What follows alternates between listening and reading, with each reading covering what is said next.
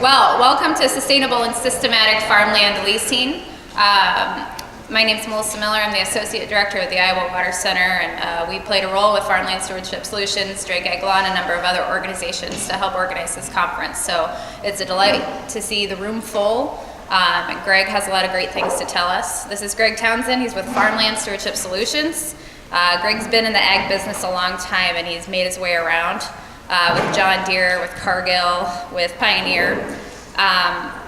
But he has a BS from University of Wisconsin-Madison, an MS from Iowa State University, and he's heavily involved with conservation and sustainable farming practices. So he's going to tell you a little bit more about how you can incorporate that into your leases.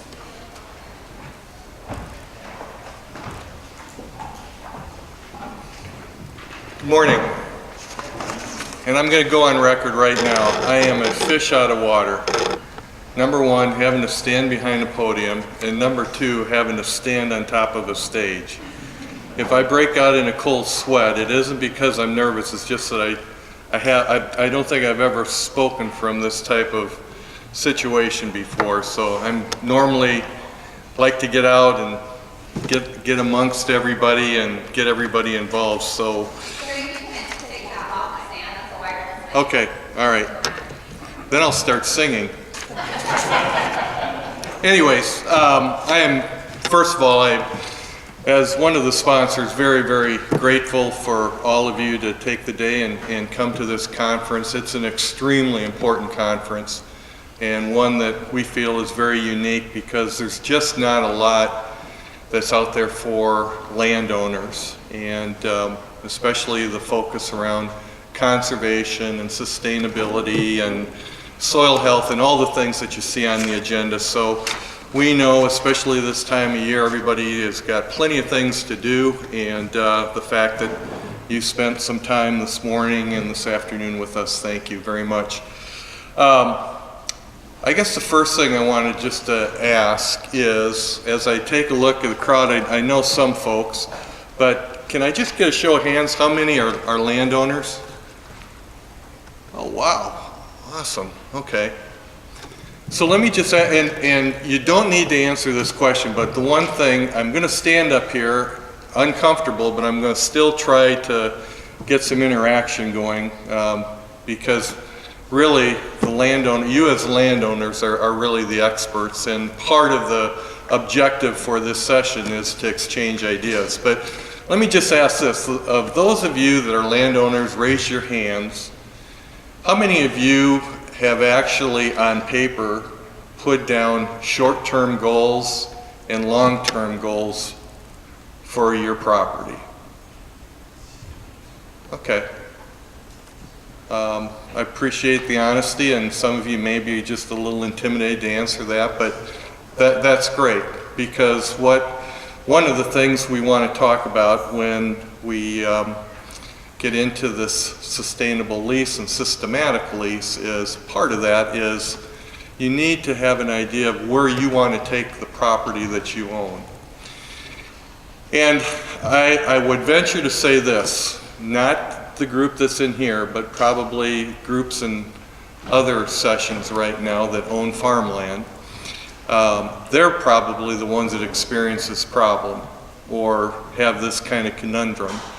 And that is, right now, when you sit and look at the ag economy the way it is, and you're getting prepared to talk to your operator, I'm guessing that the majority of the conversation, if you have a conversation with that operator, probably the bulk of the conversation, not folks here, but in other rooms, the bulk of that conversation is around, what are you going to charge me for rent? What's the financial picture, right? Not you. These are the other folks. And by the time they get done with that conversation with their operators, they're so exhausted that talking about sustainability or land improvements or conservation practices that you might have, they might have in their short-term and long-term goals for the land it doesn't get discussed. It's just, whew, got through that.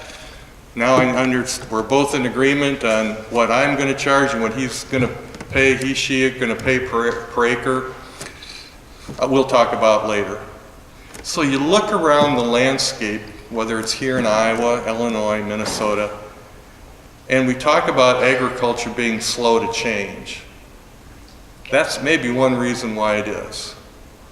Because those conversations about making some changes to improve the productivity, all of the things that Jerry Hatfield talked about, sometimes we just don't get to it. And so if I would leave you with anything, don't be like the other folks, landowners in the other rooms. When you have that conversation with your operator, once you get past the financial part, don't give up. Continue on talking about what you want to see happen in terms of improving the sustainability. Anyways, that's my little opening. What I really wanted to, and like I said, I sit up here and I just don't want to get into the lecture mode, but I did want to just set out a few goals that I have for this short discussion. One is sustainable farming practices, and we'll get into that in a little bit more detail. And why would you consider that in a lease? And you know, when you think about that general question, you can come up with some pretty fast answers, but there's more to it than that. And then I thought also, as I just kind of finished up the example of having that conversation with your operator, maybe some of the questions and how that conversation should go.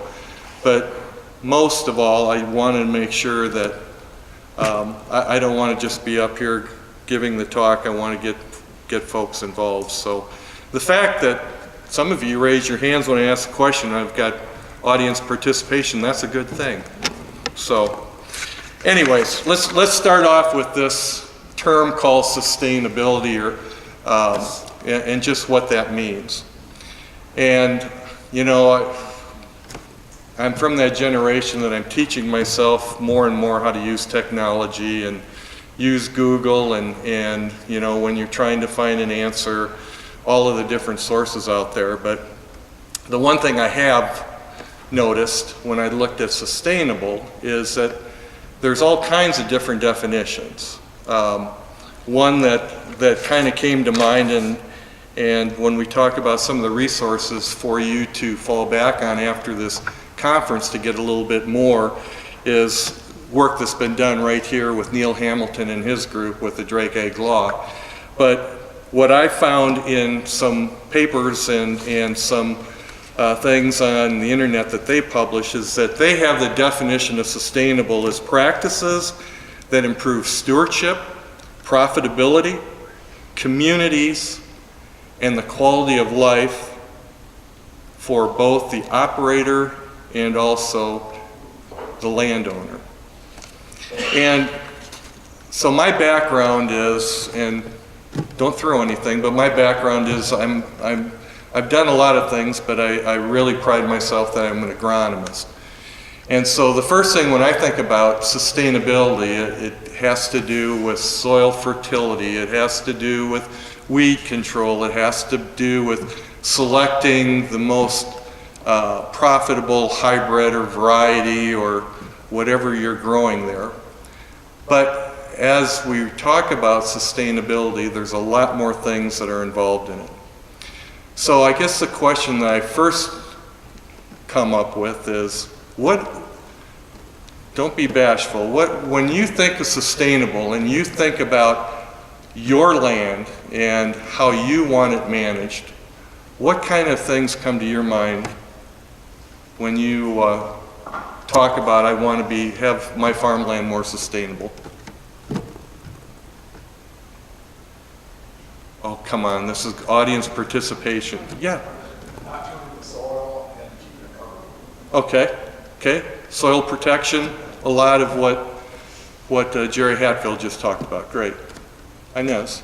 Keeping the land at the best quality so that the future will have the same producing quality, Productivity? that it has now. Yep. Okay, very good.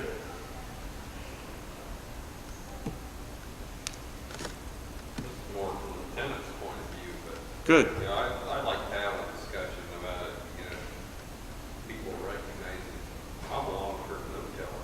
Mhm. Not hurting the soil, but it has a value. I think a lot of landowners don't understand that.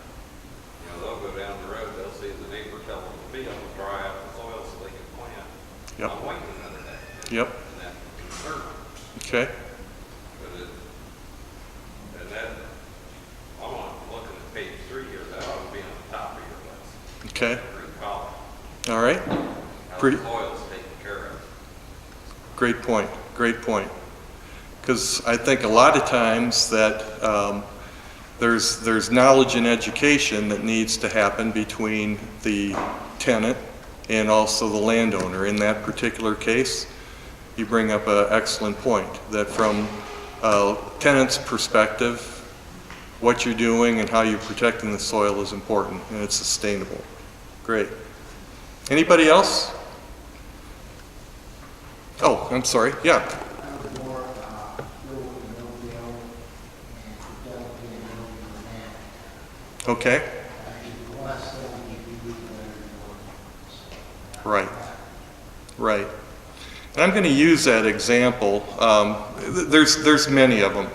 There's many examples of you as a landowner of how you ought to look at sustainability. And I just, you know, at the very bottom, of course, the first thing is when we talk about sustainable practices or making changes in the way we're currently operating or farming that piece of land, you know, obviously there's got to be some consideration on what the economic outcome is.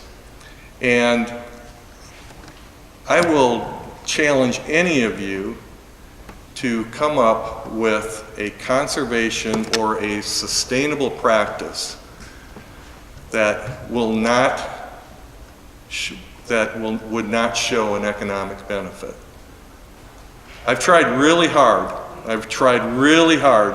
to take the tenant's perspective and say, you want me to do this? You know, there's no payback.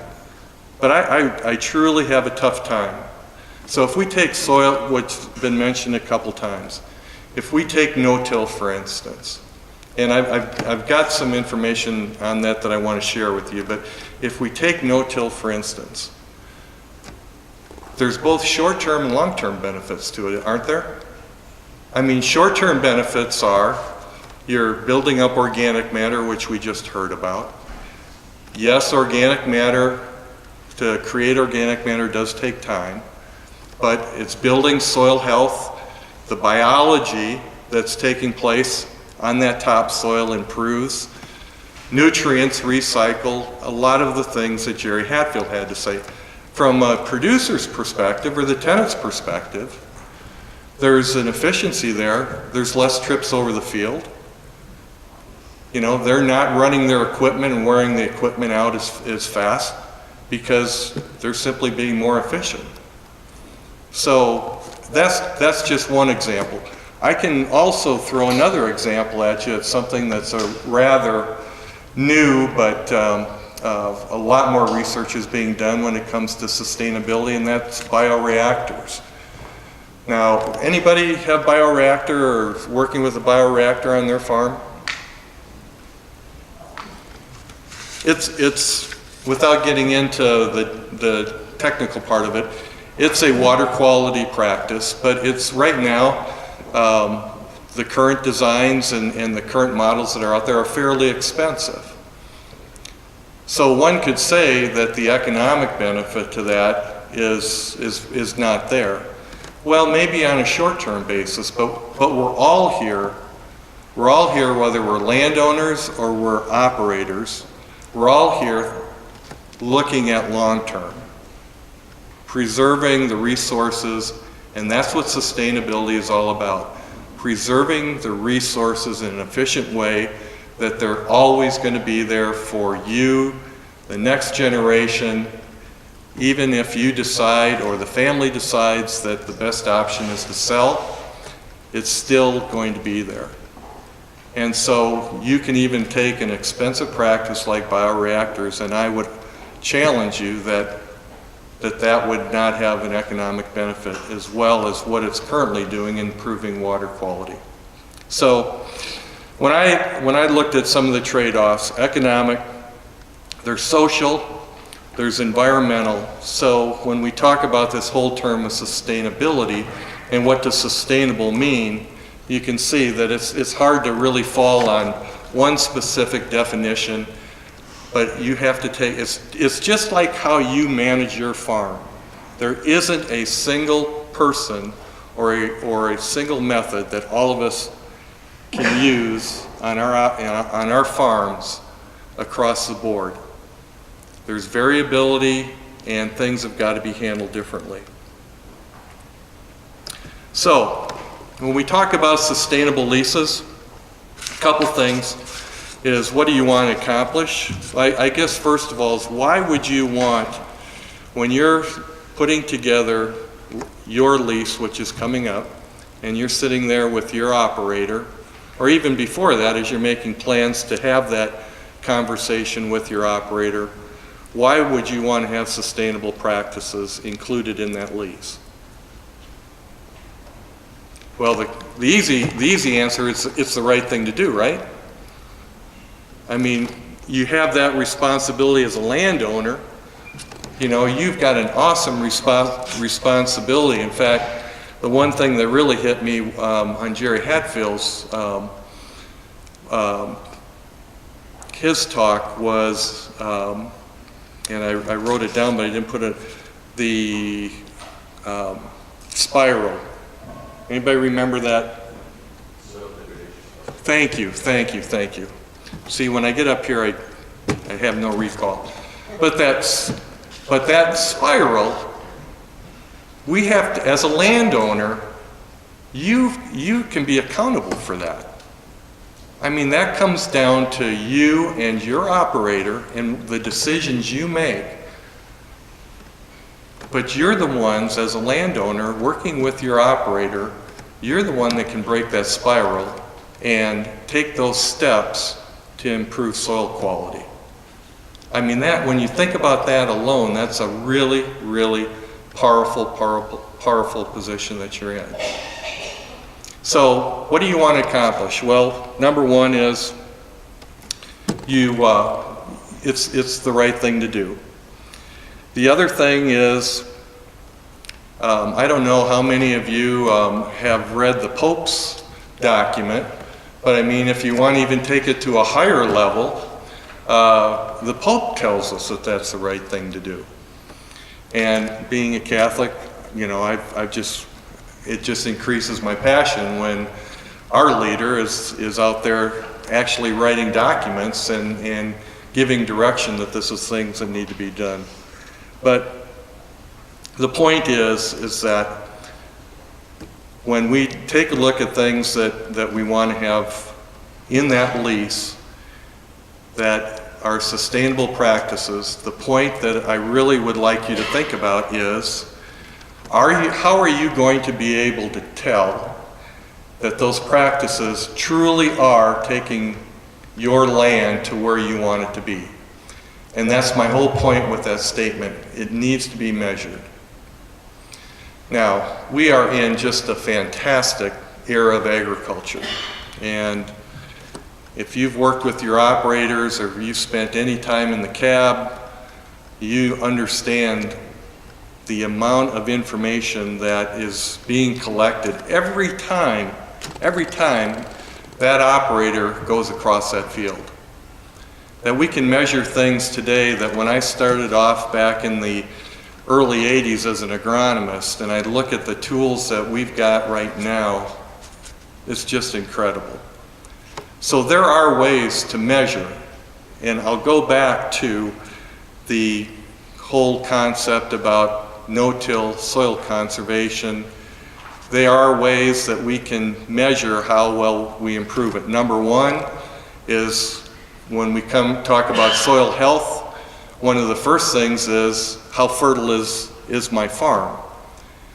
And certainly we've got measurements there, soil tests, and especially when we're doing soil tests at least a minimum of every 4 years. That gives you an excellent idea of how well are we moving, or if we're at a stage on our fertility levels on our fields that we're keeping them where they ought to be at that optimum level. So a minimum of every 4 years. In fact, if you're working with Farmland Stewardship Solutions, we require that when our clients' fields are sampled, that it's done with a grid sample, preferably a 2.5 acre grid, because that gives us a true picture of where the farm is fertility-wise. There's also a number of other different tests out there that you can measure soil health. Some of those are being researched right now. I know that there's a couple talks that are going to be given here during the course of the day. The Soil Health Partnership Program that is taking place right now. They're coming up with research that's going to be able to put a value on soil health. There are some tests, rather expensive soil tests right now, that are available. But when we take a look at them, one in particular comes out of Texas A&M. Another one comes out of Cornell University. When we take a look at the results of those tests, the work that's been done at Iowa State is still having some problems correlating that to things here in our state. But the fact of the matter is, there's a number of people that are working on getting what we would call a soil health measurement. And so that it allows us another way to measure it. But the point I want to make is, when you sit down and put the lease together and you talk about things that you want done, think about how you're going to be able, you and your operator are going to be able to come back and see how well you're accomplishing those goals. And I will bet you that there is some way that it can be measured with the capabilities and technology that we have today. The other thing that I run across as I've worked with some of our clients is there sometimes can be somewhat of a discrepancy. The landowner that I'm working with wants to have a particular practice implemented. We talk to their operator, and they either have not had any experience with this, or they don't have the equipment, something of that matter. So that is a factor that we've got to take into consideration. For instance, we talk about, reduced tillage, no-till and strip-till. In order for that to happen, and it doesn't take much anymore, equipment is very easy to improvise, but if for instance you want to implement a strip-till program on your farm, that is going to require some different equipment for your operator that he or she may or may not have. So that's the other thing that you want to take into consideration is, what's the capability of your operators? What do they need to have in order for them to carry out the practices, the sustainable practices that you want? I also put in here the length of the lease. A lot of times when we talk about these sustainable practices, the results, and when we're measuring them, they don't happen overnight. It takes time. We talked about the organic matter situation as far as increasing organic matter. I mean, even something where you find out that your farm happens to have a low pH that needs excessive liming, that's going to take a while. The reaction doesn't take place in 1 year.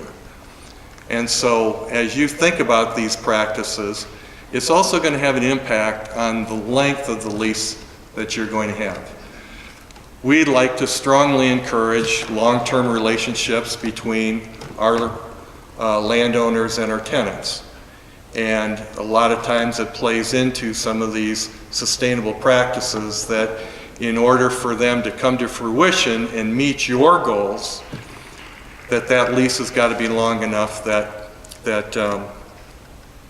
it's going to allow your operator to accomplish that. The last point I just want to have, and this is going to be talked about in more detail with Mark Gannon. He's got a great talk about communicating with the communication process between landowner and tenant. But just some of the, I guess if there was some words of wisdom that I could pass on just from the experience that I've had being in that position of working with both the landowner and their operators. As a landowner, it's important that you come to conferences like this, that you attend workshops. I know that a lot of you are retired. The last thing you want to do is to take time off and attend a meeting. But the point is, it's important for you to get knowledgeable on those practices or things that are going to need to happen on your farm in order for you to accomplish goals. There's plenty of expertise out here.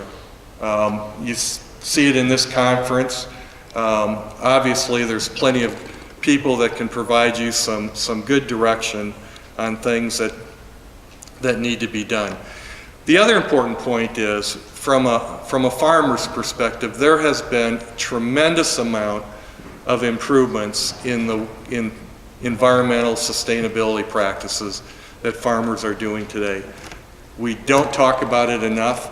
You're probably working with an operator that... I'm going to have to interrupt. Okay. We're going to talk about it another time, but okay. if you have to shift, because we only have about 4 minutes to get to the next level. I told you I get on this pedestal and it changes my whole perspective.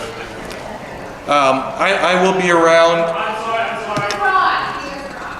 I thought we had 25 minutes for presentation,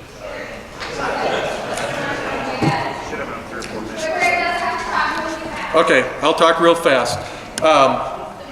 So I'm just saying, recognize and talk to your operators, compliment them about the good practices that they are doing, because a lot of them are doing everything they can to do the right things for your farm. Be prepared, though, when you want to make a change, be prepared to answer the question from your operator, what's in it for him?